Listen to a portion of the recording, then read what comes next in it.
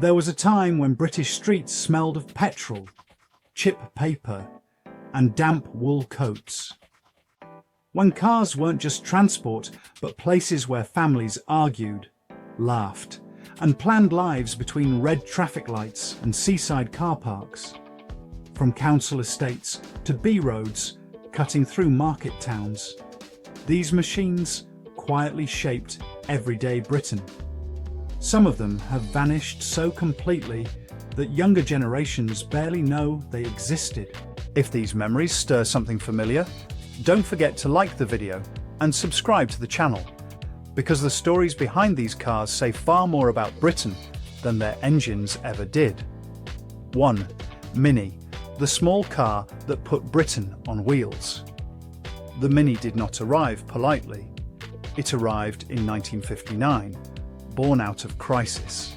Designed by Alexis Igonis in response to fuel shortages following the Suez Crisis, it was brutally practical, just over 10 feet long, front-wheel drive, and affordable at under $600. But what it became went far beyond its dimensions. By the mid-1960s, Minis were everywhere, outside council estates in Hackney, lined up along Brighton's seafronts, squeezed into parking bays never meant for cars at all. Fashion models like Twiggy posed with them. The Beatles ordered theirs in psychedelic colours. The Mini Cooper S embarrassed far more expensive European sports cars by winning the Monte Carlo Rally in 1964, 1965 and 1967. Inside, knees hugged dashboards, radios crackled, and families argued their way through everyday life. The Mini didn't just move people, it democratized mobility, quietly flattening old-class boundaries. By 1970, 1 in 10 cars in London was a Mini. Its decline came slowly, through corporate mismanagement rather than loss of love. 2. Morris Minor, dependability in an uncertain Britain. Launched in 1948, the Morris Minor became the quiet backbone of post-war Britain. It was the car your parents trusted, the one driving instructors insisted upon, the vehicle that taught a generation clutch control on damp suburban roads. Its rounded bodywork looked friendly, reassuring, exactly what a country recovering from war wanted to see. By the 1950s and 60s, Morris Minors were parked outside terraced houses in Leeds, Coventry and Bristol, engines ticking gently as drivers locked up with shopping bags in hand. The overhead valve engine started reliably on freezing February mornings when newer designs sulked. The steering felt heavy, almost agricultural, but it carried families to polling stations, factory gates, and Sunday visits without drama. By 1971, over 1 million had been built. The Minor never promised excitement. It promised to get you home before the streetlights came on. Its disappearance wasn't sudden, just overtaken by modernity. 3. Ford Cortina, Middle England's driveway dream. When the Ford Cortina arrived in 1962, it understood Britain perfectly. It looked American enough to feel aspirational, yet cost less than a year's wages for a factory foreman. Soon, it lined the streets of Slough, Stoke-on-Trent, and Stevenage, parked proudly outside newly built, semi-detached houses. Fathers drove Cortinas to expanding industrial estates. Mothers used them for weekly supermarket shops, replacing corner stores that had served communities for generations. Inside, vinyl seats stuck to sunburnt legs. Radio 1 played Tony Blackburn, and crisp packets gathered beneath the seats after Sunday drives to Brighton or Southend. The Mark II refined the look in 1966, while the Mark III of the early 1970s adopted sharper, more cynical lines reflecting a harder decade. The Cortina endured oil crises and economic uncertainty. Its eventual disappearance came quietly, as tastes shifted and global competition tightened. 4. Austin Allegro, pride, embarrassment, and persistence. Few British cars divide opinion like the Austin Allegro. Launched in 1973 to replace the popular Austin 1800, it arrived at exactly the wrong moment. Strikes, inflation, and declining manufacturing standards haunted British Leyland factories. The Allegro's styling looked awkward. Its famously square Quartic steering wheel baffled drivers, and build quality varied wildly.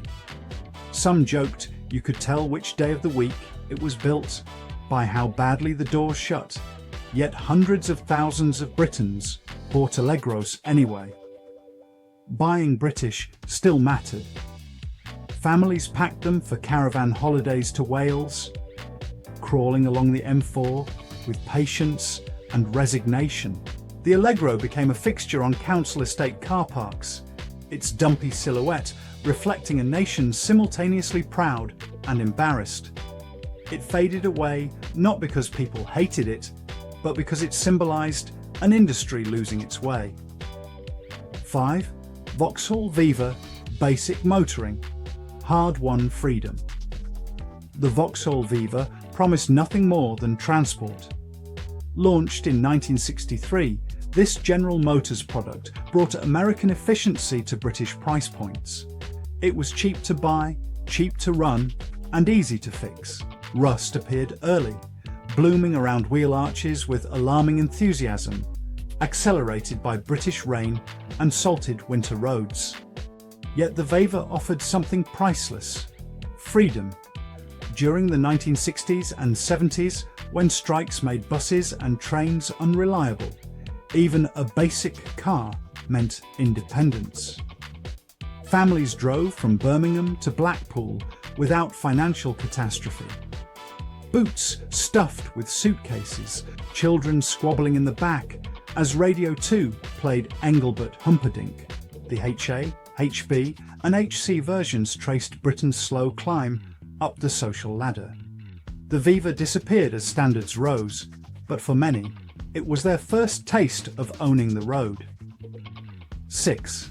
Hillman Imp, ambition undermined by reality. The Hillman Imp was meant to be Britain's leap into the future.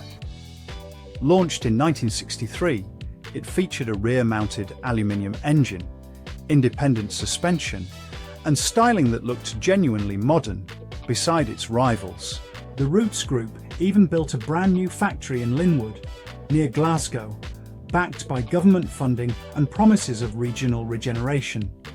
On paper, it was revolutionary. In reality, it was troubled from the start. Chronic labour disputes, inexperienced workers, and rushed production led to overheating engines, electrical faults, and water leaks. Early owners became amateur mechanics by necessity.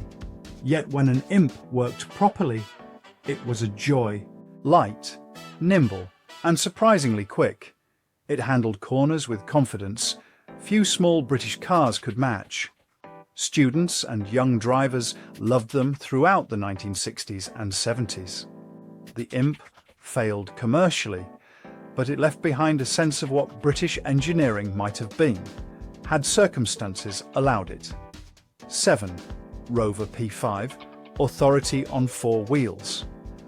While most Britons drove modest saloons, Rover P5 owners inhabited a different Britain altogether.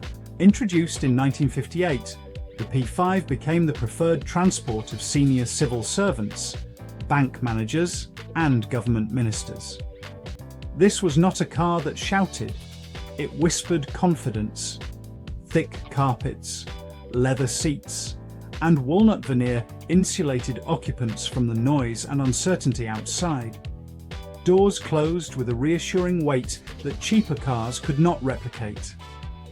Police forces adopted them, and Prime Minister Harold Wilson famously favoured the P5 over flashier alternatives.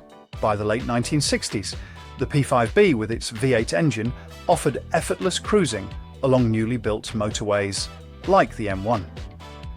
As strikes paralysed industry in the 1970s, Rover owners continued their measured progress.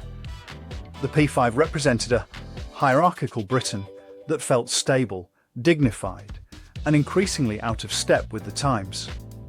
8. Triumph Herald, style, optimism, and a touch of Italy. The Triumph Herald arrived in 1959, wearing its optimism proudly.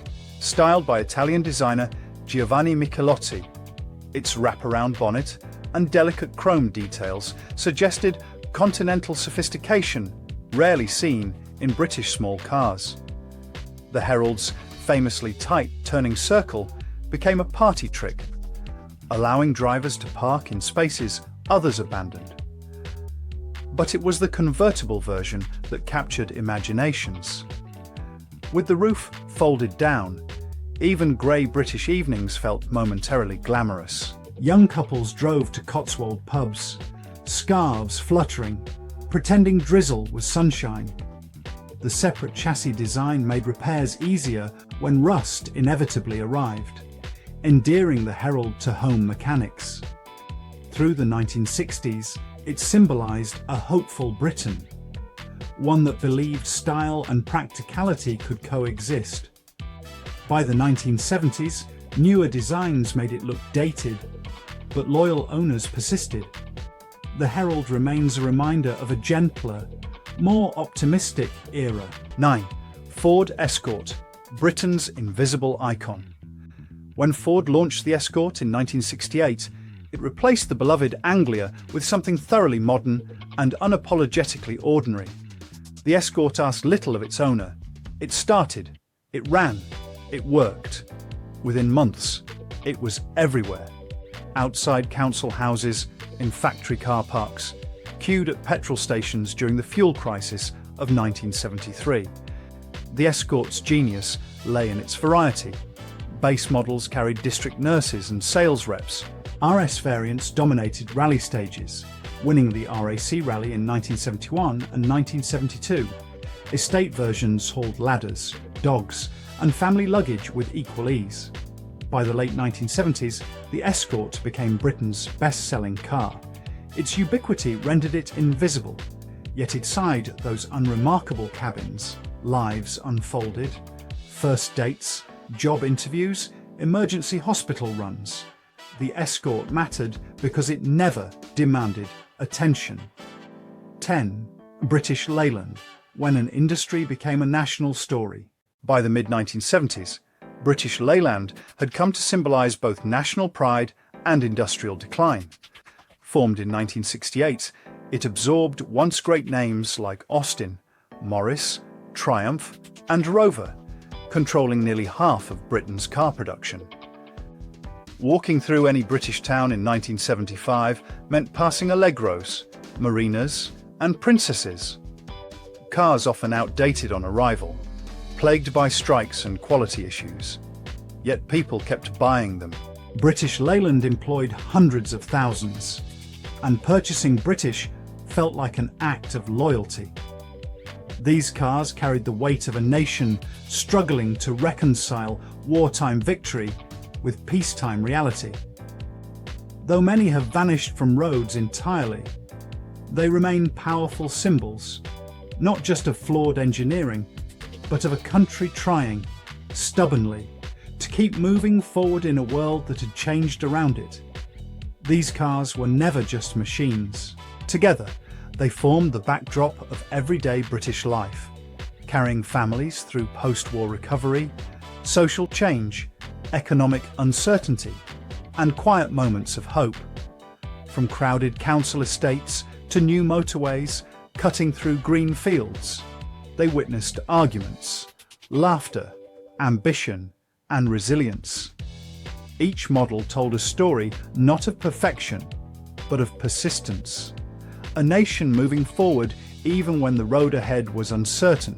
If these stories sparked memories or curiosity about the Britain that shaped them, click now to explore more top list videos uncovering forgotten brands, places, and everyday icons from the UK between the 1950s and 1980s. And if you enjoyed the journey, please like the video, subscribe to the channel, and share your own memories or thoughts in the comments below. Thank you for watching, and we'll see you again in the next film.